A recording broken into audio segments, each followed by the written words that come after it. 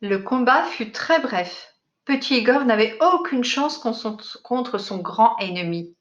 Je suis désolé, dit Stego, ce n'est pas une très bonne idée. Tu devrais abandonner. Il y a des brutes contre lesquelles on ne peut rien faire. Il faut apprendre à vivre avec, qu'on le veuille ou non. Mais Igor ne voulait pas. Il doit quand même avoir un moyen de battre cette brute, pensa-t-il. Il y pensait encore quand la lune se leva et que les étoiles remplirent le ciel. Tout à coup, ses lèvres dessinèrent un immense sourire. « J'ai trouvé !» dit-il. Puis il roula en boule et s'endormit aussitôt. Le lendemain, Igor prit son goûter et s'enfonça comme chaque jour dans la forêt marécageuse. Il ne tarda pas à rencontrer Tyranno.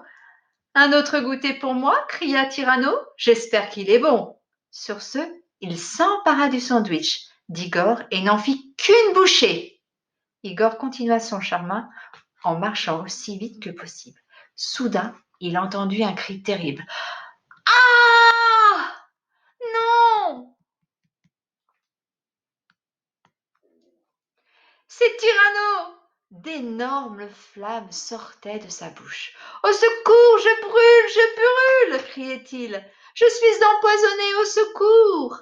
N'importe quoi, dit Igor en riant. Ce n'est qu'un sandwich, je ne te savais pas aussi sensible. Il se trouve que j'aime les sandwichs avec double épaisseur au piment rouge hyper piquant. Dommage que tu ne les aimes pas. Il se retourna et s'en alla, laissant Tyranno à ses gémissements. À partir de ce jour-là, Tyranno laissa tranquille Igor. Quant à Igor, il s'amusait tous les jours avec ses amis dans la forêt marécageuse. Il n'eut plus jamais de mal à s'endormir la nuit. Quand les années, bien des années plus tard, les scientifiques découvrirent Tyranno le Terrible, il n'était plus tout à fait le même, mais il avait toujours un sourire un peu méchant.